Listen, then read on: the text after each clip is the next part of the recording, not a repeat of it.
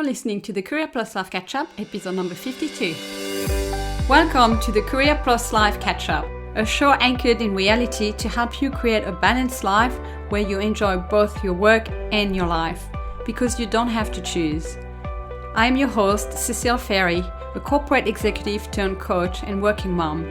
This is your place for insights, advice, and tools to optimize your career direction, balance, and confidence. I'm so glad you're here. Let's get into it. Hello, beautiful people. Welcome to the podcast this week. I hope you're well. I hope 2022 has started well for you. I hope you're still enjoying that fresh energy that we get when we get to start a new year. It feels like a bit of a clean slate. Maybe we've had a good break and we're feeling that boost of energy and that clarity. And I really hope you're feeling that right now.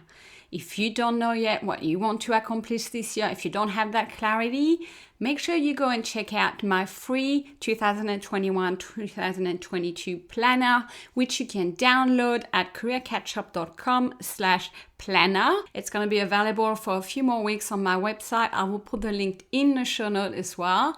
I've had really good feedback from people that have done the planner. It takes some time, but it's really something that will make a difference on the actions that you will take this year. So I'm recording the podcast on my first day back officially this year after a couple of days break with my daughter, and it was the best. Probably the best because I was away for the first time in 2.5 years. Wow, it was just like a shock to the system nearly. It was only 4 nights, 5 days, but it already did me and my daughter a world of good. So if you haven't had a break, I really encourage you to try even something small, something local, so you can just get away from your normal environment. I find it so refreshing, and it took me literally about 3 days to really get used to and get the benefits from such a break. So highly recommend it, and probably longer than what I did, but that gave me motivation to do it again later on this year for a longer period of time.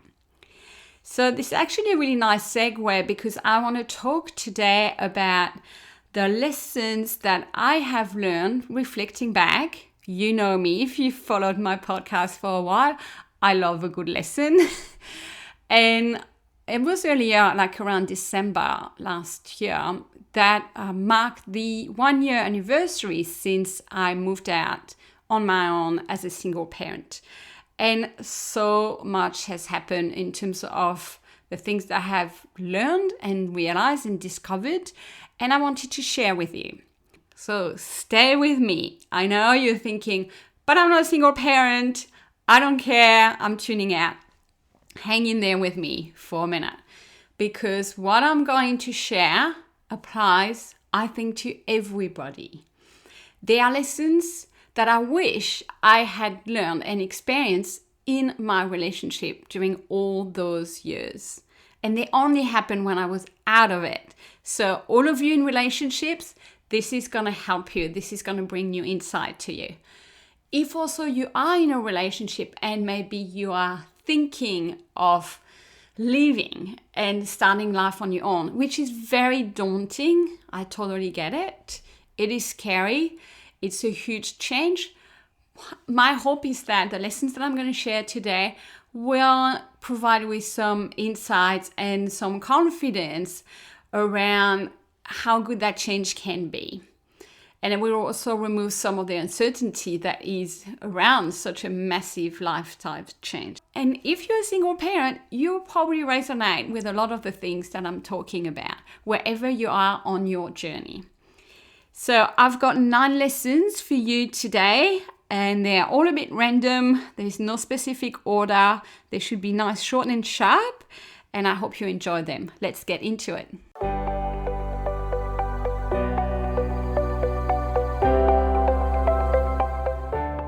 So my lesson number 1 is that you take for granted the subtle help that you get from a partner, and even not always the help, but the possibility of help that you can get.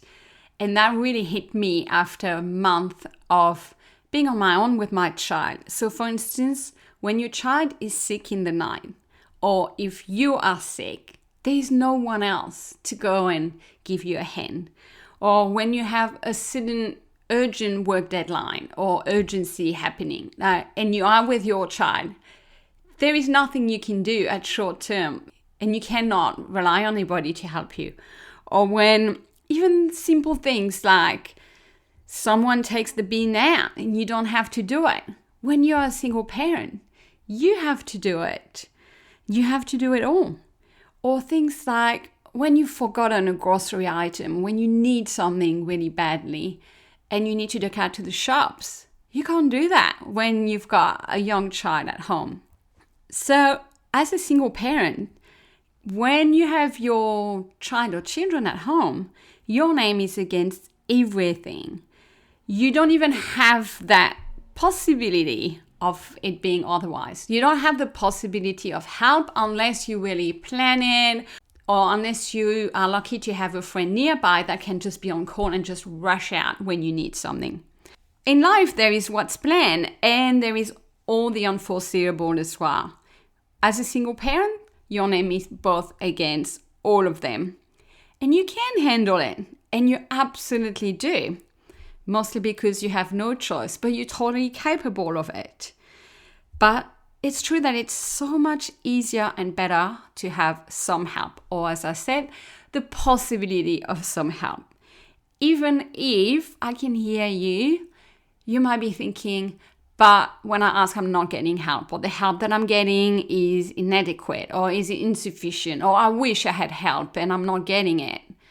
Well, what I want to say to all of you in relationship is be grateful that if something happens, you have a backup. And it's also up to you to communicate and to speak up and to ask for what it is that you need, rather than just be usually silent, hoping for some help and then feeling massively resentful because you're not getting it.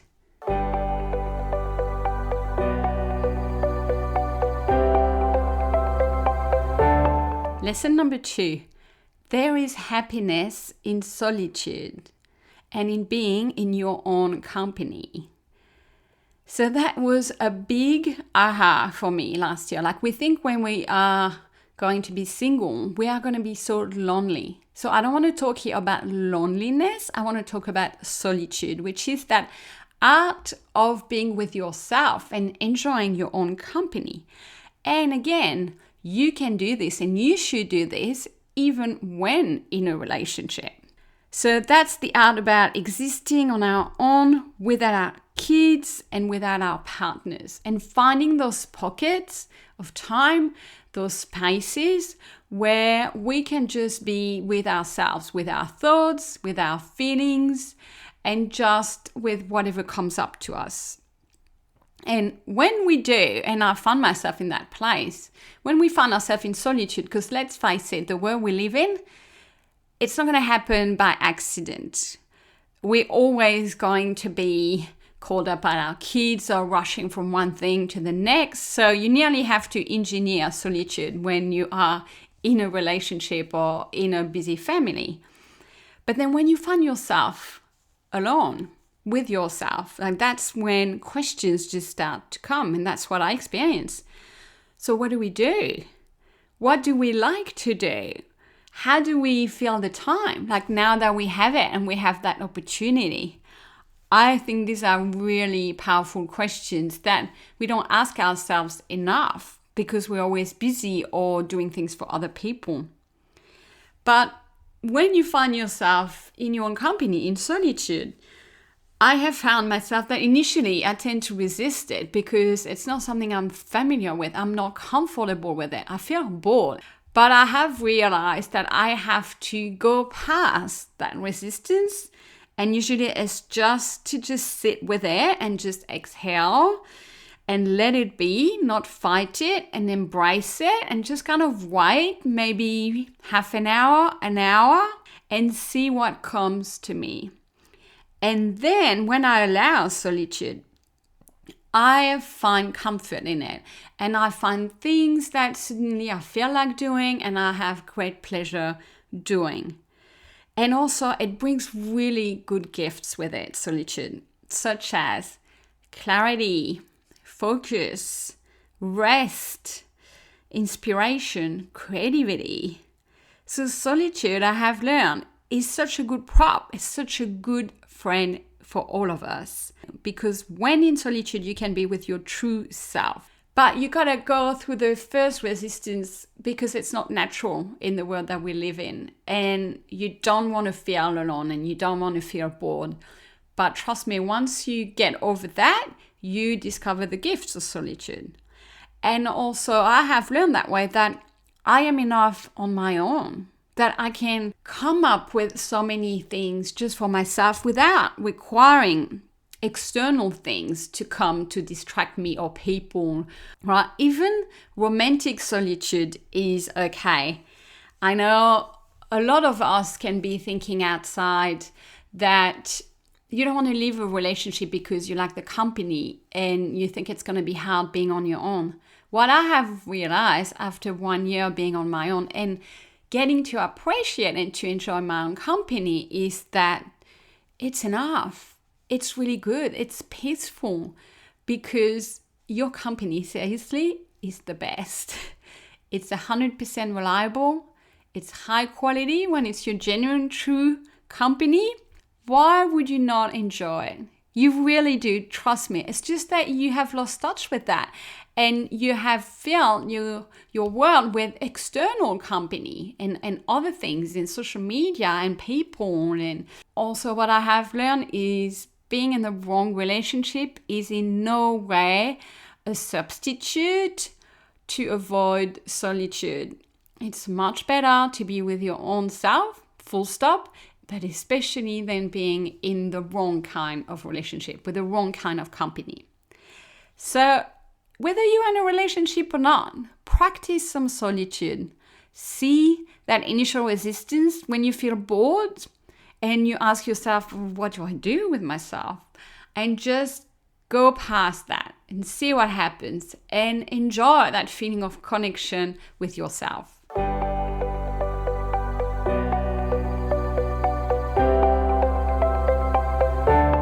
Lesson number 3 is that I have cleared external negativity from my environment. And that is just something I'm super proud and I'm really celebrating because this feels very good. So for me, that external negativity that I'm talking about was coming mainly from my partner who wasn't happy on a daily basis. We would just spend a lot of time complaining about things and just bringing up worries and or problems and, you know, that sort of glass half empty on a permanent level. And it just chews up at your own energy. And I've really realized 1 year from that, I've had an entire year where this hasn't been my daily environment anymore. And I have realized that we so don't have to live with that and we don't have to endure all of that, especially all the time if it happens a lot.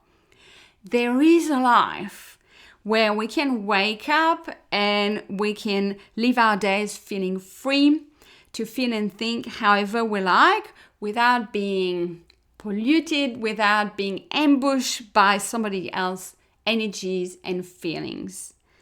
So I'm not saying if you're not happy with your environment, you should just go and quit your partner. But what I'm saying is that when the energy is so negative and so frequently so, you need to do something about it because you don't have to put up with it. You have a right to clean, positive, optimistic energy every single day. And now I cherish this and I enjoy it every day. And it's one of the best outcomes of my separation.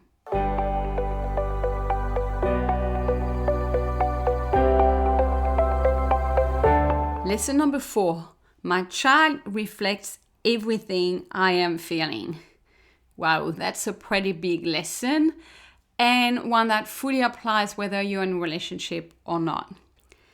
Children absorb and mirror back at us our emotional state. And if I don't regulate myself, they don't. So this is happening in every relationship, but the fact is, I've only realized it when I was a single parent, because it has become then so clear and so apparent to me, because it's just me and her, and I focus more on her than before. And so it's just become so obvious how she is that mirror to me, because when I'm up, she's up, and vice versa. That just brings a lot of responsibility onto me, even more than I thought as a parent. But not only do I have to control my emotions for my own well-being and results, but I also have to do that for my child's own well-being and benefits too. And also for me, especially as my daughter is also going through the separation, and not to mention there was also homeschooling and COVID and all of that. And kids have less tools and less processes known to them to self-regulate, that they basically can't really self-regulate until they are older. So because of that, I become acutely aware of the need for me to lead with regards to emotional management in the house. So basically, when I'm irritated, when I'm lashing out, now I take a step back and I look at myself. Before, I was just reactive and I was just projecting onto her whatever was coming up with me. And now, vice versa, if I see her being upset suddenly with no apparent external cause, she's just stirring that way, I start asking myself, okay, how am I feeling? Is there anything in me that has changed that may have impacted her? So it's so hard work to do as an adult and as a parent, but emotional regulation, my goodness, is our massive assignment.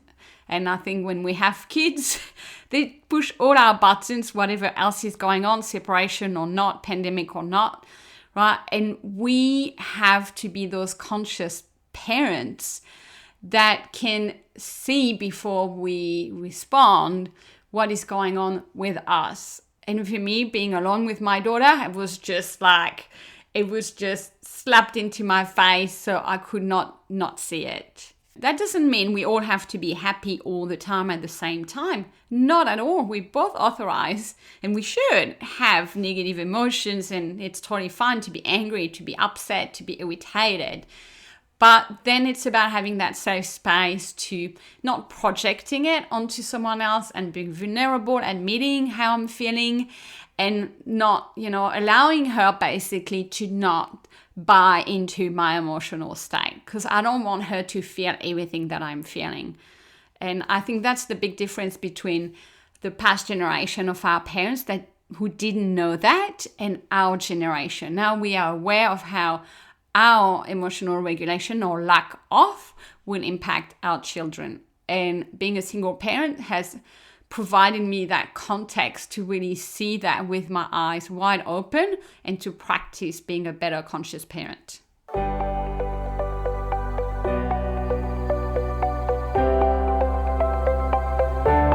Lesson number 5, I was reconnected with the playful side of life. So that is something that was massively lacking for me. And it's again a side effect of having one-on-one time with my child. But this is something all of us should find and should have, whether we are in a relationship or not.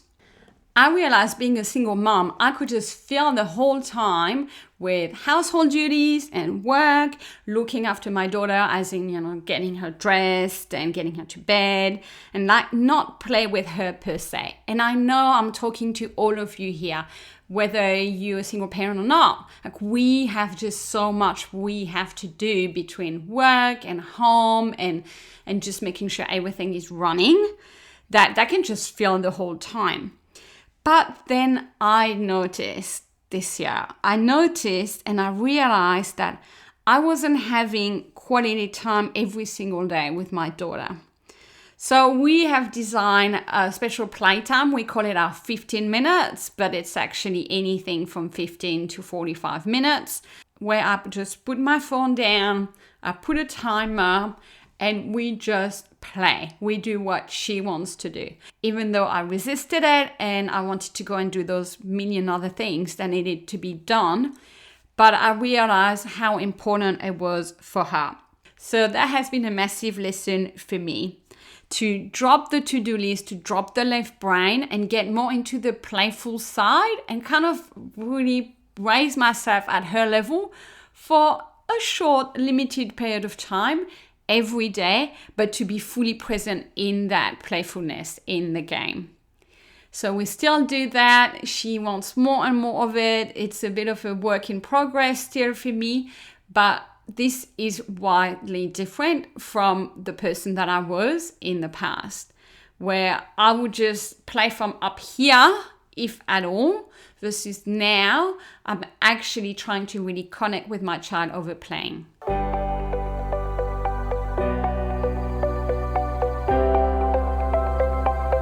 Lesson number 6 is that it gets our kids to be independent and to look after themselves, to look after their things and to look after the home. Because as a single mom, if you don't get the help, you are going to really struggle. And also I've realized I'm going to have to do it all and for years. So I'm gradually teaching my daughter things so she can help me. And I'm basically teaching her that it's her job to help me too, despite her resistance on the topic. Because it's so easy to do it for them, especially when there's only one of them or maybe two of them. But I've realized it's not teaching them life skills. It's not making them responsible within obviously what's reasonable at their age. But now with my daughter, I've really started getting her more autonomous, more independent, helping me with setting the table, cleaning up, carrying the shopping.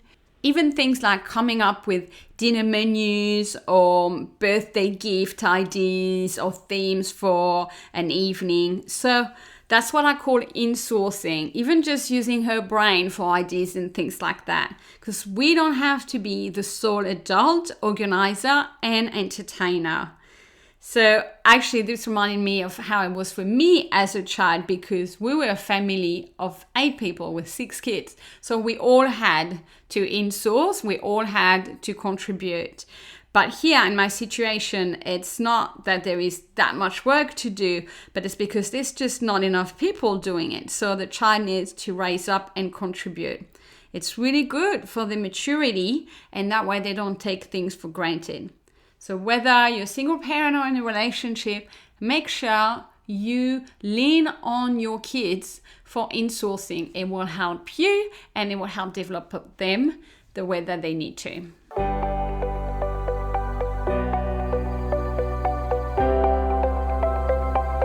Lesson number 7 is that I can do and have things the way that I like. From how I want to decorate my house to how tidy it stays. This is the upside of doing it all myself and being the only one using it, all the way to deciding what I want to eat, to how I want to spend my time and follow my moods. The days can also be very fluid and it's more relaxing that way. There is less structure when it's just one of you, because you don't have to communicate, you don't have to agree. And in terms of parenting too, I've realized I can do it my way without any argument, even if we actually share the parenting. Because in your own home, you set the rules and the principle, and that has really asserted me in my style, in my culture, in my values. So in other words, I'm more unapologetically me throughout my time at home. That is such a lesson I wanted to share with you, because I want you to know, whether you're single or not, if you're in a relationship, you don't want to compromise too much on that, on what you like.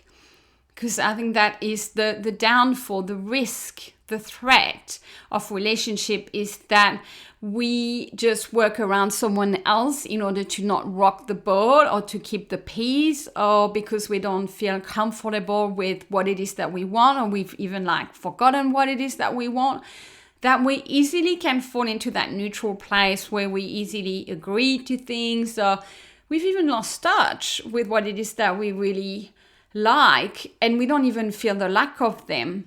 But then when you've got that whole container to yourself, you can fill it with whatever you want. And that's what I have realized. But I wish I had known that when I was in a relationship and sort of negotiated that, because I think a good working positive relationship should allow for that. You need to be able to be yourself. You need to be able to be in the home that you want to be in and not compromise because you're sharing it with someone. And I don't think many people talk about that. I think there is that kind of understatement that we should somehow compromise, which means lessen expectations or not have them and just be content with what is. And now with some perspective, I don't agree with that. I think, yeah, it might not be easy to agree, but this is why we are in relationships. It's to have those challenging conversations sometimes. So just to work on our communication so we can say what it is that we want. Doesn't mean we're going to get it, but it's so important to feel like your true self is coming out. And being alone here in my home has allowed me to be that full true self. And now I know if I am in another relationship in the future, I'm not going to shrink back and forget about it and only have that when I'm in my own space. I will know that I take all of that with me and I'm going to be authentic and upfront and honest from day one and just calmly, gracefully speak my truth and being open to the response.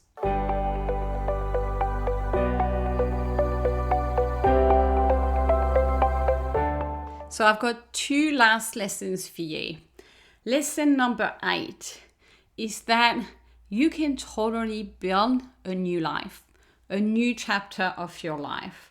So I'm talking here especially for people who are maybe thinking of separating and maybe dreading it because of such a change in status and being alone and all of that. But I had this massive realization when I happened to go back to a place I used to go to on a very regular basis in what I would call my past life. It was actually a yoga studio there, and I went there for a workshop, and it kind of brought me back to the person that I was back then, and I could see her. And in comparison, I could see the new me. So the lesson is, which I totally understood in that fraction of a second, is that you can totally build another life. You can build another life in another place, in another town, in another suburb. You can be a different person with a different lifestyle, living in a different environment. It is still you at the core, but with just a different version of you, it's like you have a different 3D package.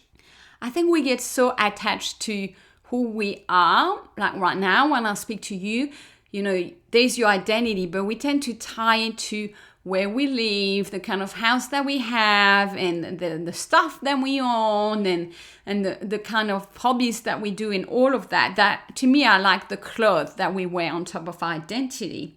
And we get attached to that. But what I've realized is, in fact, all these clothing and these external things are fully interchangeable. And it is only that we are attached to them thinking they make or break our identity. And what I've realized is there are many, many versions of ourselves that are possible and that are potential out there. It's like endless combinations. Yes, when you change from one identity, if you like, one version of yourself to another, it is challenging, and for a period of time, you need to get through that and you need to give it time. But then you would have morphed into a different version of yourself. So why is it that we hang on to the current version of ourselves, thinking that is the one and only that we have, and being so afraid of losing it? Or why do we hang on to an identity right now that is not working? It's like, to me, it's crazy. We rather hang on to something that is not bringing us happiness. And sometimes that's all the way to unhealthy and dysfunctional and harmful for us. We'd rather do that because we feel like we're going to be nothing without it. And I've totally seen it's right the opposite. You will get new outfits. You will get new package around you. You can be a different version of yourself. And you will, the minute you plonk yourself out of where you are into a new, better environment for yourself. So the lesson here is we always have a choice. And our life, our existence is actually so malleable. And we can shape up our lifestyle into a different direction. All of us are capable of that. It doesn't take superwoman skills. So we have lots of options, more than what we think, about what we want to become and what we can become. We're way more malleable. Remember that.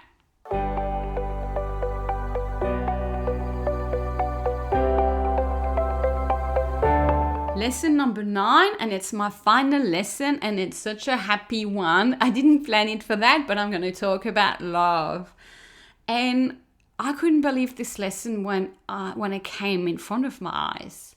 So even though I had been separated for 1 year and I lived on my own and I was single, I actually felt a lot more love that year than in the past. Do you hear that? I couldn't believe it. But I took stock at the end of my year and I realized that I had received so much love from other people, so much love from my daughter, from my parents, from my parents-in-law, from my friends, from my family back home, that I have felt very supported and I have felt very loved and felt like a very lovable person. Whether it's attention or I got beautiful gifts, people were more in touch, they were giving their time to me.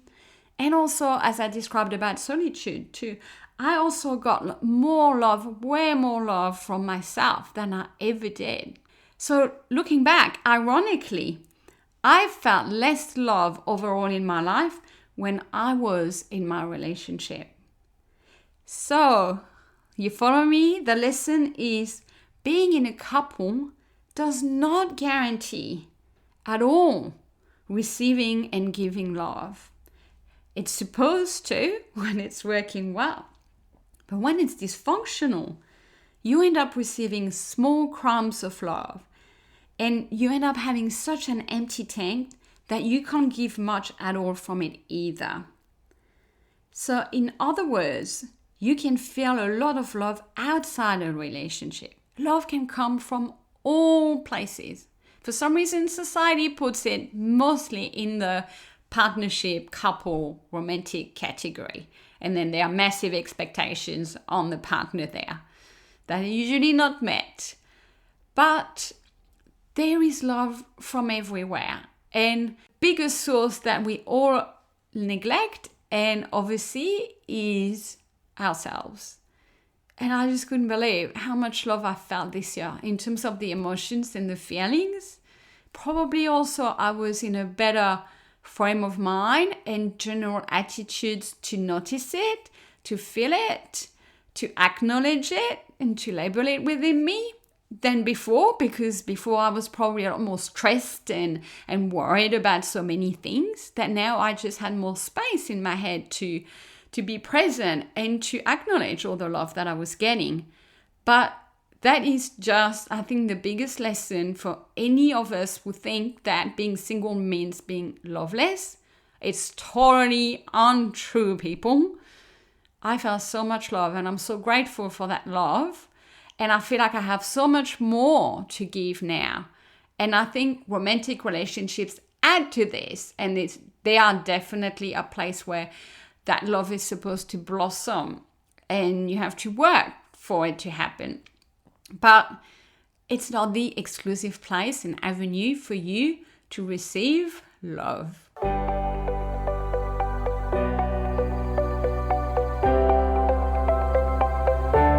That is it, my beautiful friends. These were my 9 lessons from a year as a single parent. And as I said throughout the episode, like so many of those lessons, I never ever imagined that I would have them. And they are so positive.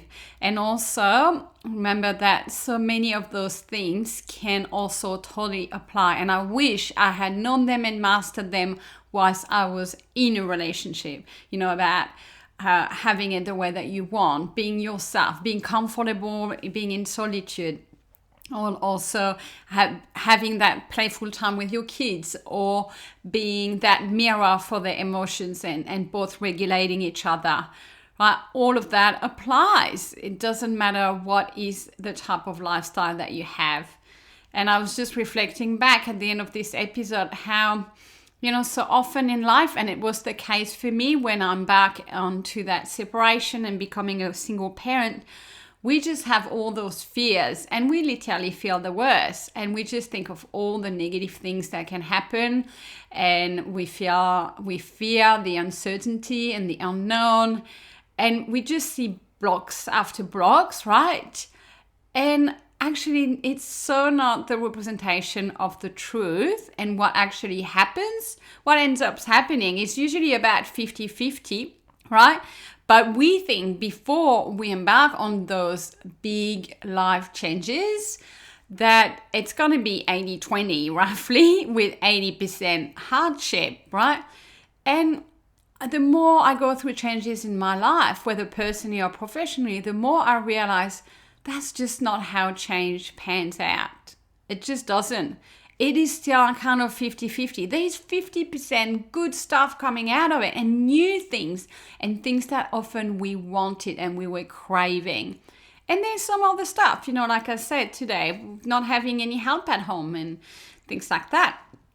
But it's the same with changing career. Like we think of all the negative stuff that can happen, but every single person who has done it and changed their career have those amazing lessons, the same kind that I share today.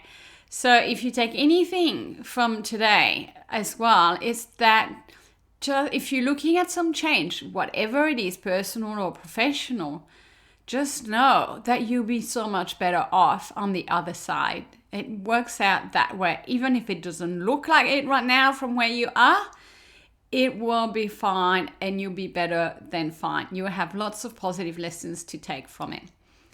As usual, if I can help you, reach out to me for career coaching, life coaching. I am back fully on deck, available. I have some spots for this year, so I can help you one-on-one. Go to my website at careercatchup.com and browse the different options for career coaching and life coaching. I hope you're all keeping well. Have a fantastic end of January, and I'll speak with you soon. Bye, everyone. Thank you for listening. If you enjoyed this episode and would like to find out more information, you can visit my website at careercatchup.com. There you will find blog articles, free resources, a self-study course for your career direction, and ways to work with me. It's at careercatchup.com. I hope to continue to connect with you and support you. Talk to you soon.